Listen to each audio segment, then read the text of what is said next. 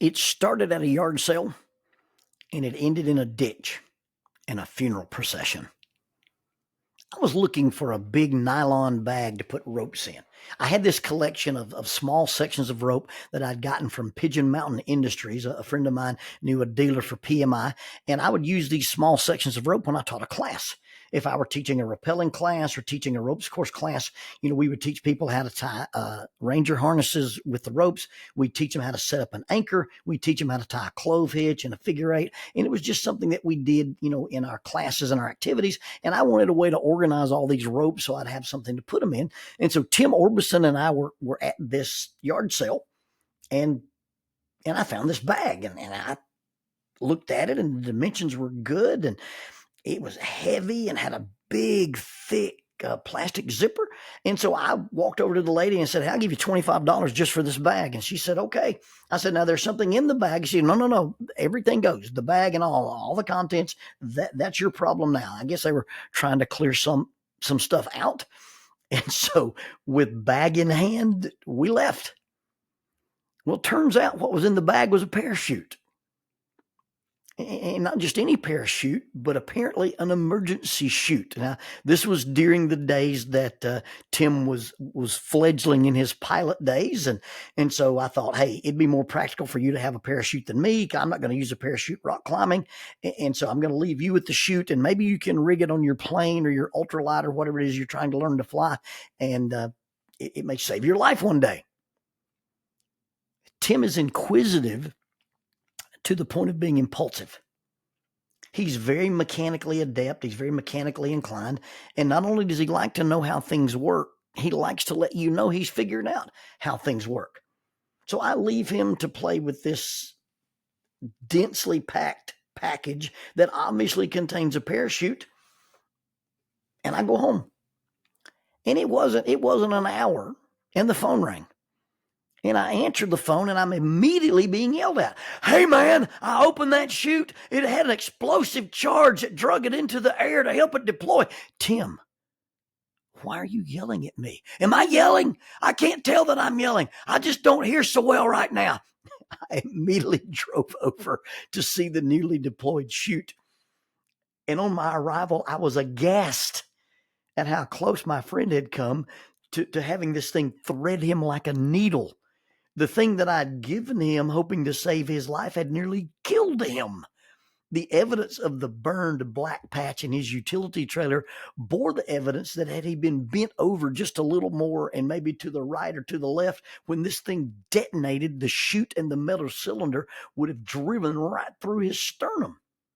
You see, the way this chute worked was, instead of having a little drag chute that you throw out, or a ripcord that you pull, or being attached to a static line, this thing had an explosive charge. And when he set it off, you got this massive explosion, and this metal stainless steel cylinder that probably weighs a pound shoots out, dragging the top of the chute with him, so it can deploy. Now, I call this thing a drogue. That's probably not the appropriate term for it, but this is the best term I've got. Tim had nearly been killed by a quarter-size cylinder made out of stainless steel being powered by an explosive charge. If you watch the YouTube video, not of the actual event, but of this podcast, you'll see on the guest shelf behind me, Mr. Roboto is looking over the actual cylinder itself. I've kept it all these years. Well, I've got my nylon bag, and my nylon bag does what my nylon bag is supposed to do, but Tim has a parachute. And there are so many cool things you can do with a parachute. So we began to explore, what some of our options was. In fact, Tim came up with this thing where he had a freestanding brace, and he would put an airplane motor on it with a prop, and he would turn it on and blow air into the parachute and let kids, jump into the air and play with it. And they take it to like a community fair in the parking lot, and let people play with the force of the wind being caught in this chute. Well, we wanted to figure out if we could do something other than make it a community fair attraction. So I'm at his house early one spring day, and we're in the front yard, and we're trying to figure out, exploring the things yet undone with the parachute. It was a bit windy, and I would hold the lines and let the wind fill the canopy. And then when we got enough wind in the canopy, I would jump up into the air, and it would float me down to the ground. And I'd never been able to catch air, literally and figuratively. I'd never been able to jump that high, but the wind was assisting me with the parachute. And then because the canopy caught air, I was floating to the ground and not jarring my knees and my hips when I landed. Well, on one of my particular jumps, I caught a stronger breeze, and this breeze was not intermittent. It was steady. It filled the canopy, and it started dragging me across the lawn. And Tim says, "Hey, don't let go of the chute. It'll end up in the power line." So I'm holding on to the parachute, and it's dragging me across the lawn, and there's no way to stop. And I'm being dragged across the lawn like I'm skiing behind a boat. I'm being towed along behind this parachute when I look up, and to my dismay, turning off of Ryland Pike and onto Gurley Pike is a sheriff's deputy. And his lights are blinking. And the sheriff's deputy is leading a funeral procession, because behind his car is the hearse, the pallbearers, the mourners, and the congregants. And here I am about to be dragged across the road in front of them. Tim is standing in the yard yelling, "Oh no, oh no," and look out. Now, I'm not saying that this is a funeral that we should have attended. I'm not saying it's a funeral that we skipped. I mean, it wasn't like they'd ask us to preside or eulogize.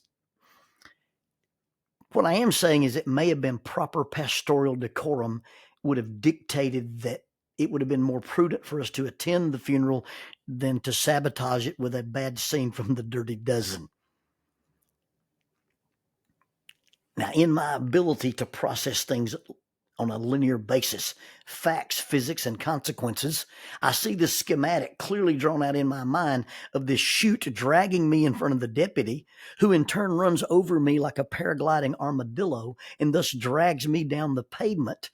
And coupled with my desire not to be identified by the aforementioned deputy, funeral director, pallbearers, attendees, and mourners, I just don't want them to know that I'm involved in this project. Now, I'm not sure skipping a funeral is a fireable offense. I'm not sure skipping a funeral is something that will keep them from hiring you, but I'm very sure that horizontal paragliding into the procession, that may be something where they choose not to hire you as their youth minister, or they may fire you if you are their minister, but we'll never know, because I ditched it. I bailed out. I let go of the parachute, barrel rolled into the ditch, and attempted to become one with the earth, allowing the chute to billow across the funeral procession like a dementor, all the while leaving Tim Orbison standing in the yard, mouth agape, only to wave peacefully at the deputy, the funeral director, the pallbearers, the funeral attendees, and the mourners. One does not abandon their friends. And in the 40 plus years that I've known Tim Orbison, we've never abandoned each other in any situation. Okay, well, maybe the hornet's nest, but that doesn't count. When he shot that thing with the 44 Magnum, he didn't really abandon me. He just beat me to the car and then locked the doors. Like hornets can open doors. It's silly. Anyway, we've had this friendship for these years. It's sort of a Kirk and Spock relationship. Now, Tim's a big Star Trek fan, and he thinks he's Kirk, but he's not. He's Spock. I'm Kirk. But when I write Tim a handwritten letter, I end all the letters that I write to him with a quote from Spock. Even though I'm not Spock, I'm Kirk. But I leave the quote as, "You have been and shall always be my friend." Tim and I have been in lots of bad situations. We face them together as ministers. We face them together as friends. We've dealt with things that our children have gone through. We've dealt with things that each other's gone through. And we've stood with and by and for each other. But in this case, on the day of the parachute funeral procession, I left him alone in the yard, and I was hiding in a ditch. I didn't stand with him. I guess I was embarrassed. I didn't want to be identified. And who cares that the assumption can be made that I'm your first choice when it comes to these kind of ridiculous shenanigans? Anybody with any sense at all goes, hey, if something like this is going on and Tim's involved and there's another person involved, it's either going to be Lonnie Jones, because most of his other friends are pretty straight-laced. But the fact remains that friends stand together. And he was the only one standing there in that yard. And not because I couldn't stand. It's not because I wouldn't stand. I just didn't stand. And I should have stood up. I should have stood with him, and I should have stood by him. I just simply should have stood. Now, this is basically an inconsequential thing, and nobody was deeply offended, and our friendship was unaltered by our humorous failure. And I'm being a little bit hyperbolic using this as the example, but it makes a good example. You see, I'm not sure who said we win as a team and we lose as a team. But I don't believe anybody believes that anymore in the modern era, and you spell that E-R-A or E-R-R-O-R, in the modern era of the NIL mentality.